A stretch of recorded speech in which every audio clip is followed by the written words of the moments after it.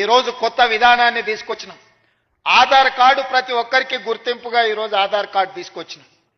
ఈరోజు భూమికి భూదారు తీసుకొస్తున్నాం. ఆధారం మనిషికి ఎట్లా గుర్తింపో భూమికి కూడా భూదారు నెంబర్ ఇచ్చి ప్రతి కమతానికి ఒక ప్రత్యేకమైన నెంబర్ ఇచ్చి ఆ భూమి యొక్క వివరాలన్నిటి కూడా అందులో పొందుపరిచే విధానాన్ని తెచ్చుకుందాం.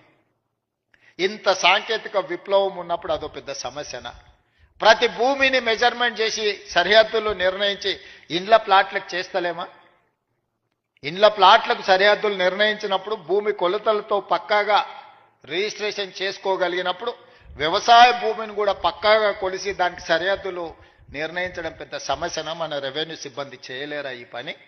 దీన్ని మనకు అసాధ్యమా? తెలంగాణ రాష్ట్రం సాధించిన రెవెన్యూ సిబ్బందికి భూమి హద్దులు నిర్ణయించేది తెలంగాణ రాష్ట్ర హద్దులే నిర్ణయించగలిగిన రెవెన్యూ శాఖ సిబ్బంది భూమి యొక్క హద్దుల్ని నిర్ణయించడంలో పెద్ద సమస్య ఏముంటుందని నేను అడుగుతున్నా.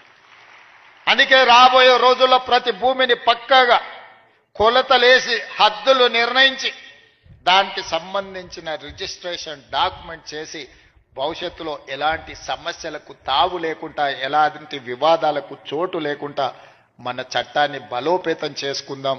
కొంతమంది వ్యక్తులు దురుద్దేశంతో ఈ రెవెన్యూ శాఖ మీద సృష్టించిన అపోహలను తొలగించుకునే బాధ్యత మన అందరి మీద ఉన్నది.